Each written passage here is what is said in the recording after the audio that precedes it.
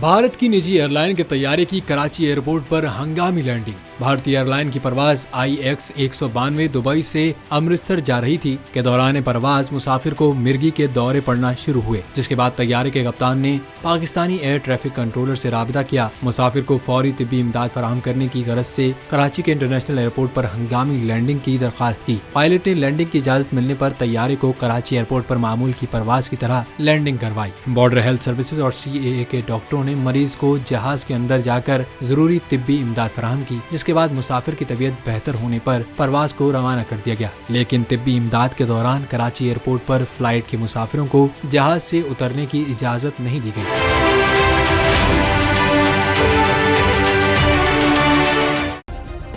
Subscribe کریں اور بیل دبائیں تاکہ کوئی خبر رہ نہ جائے۔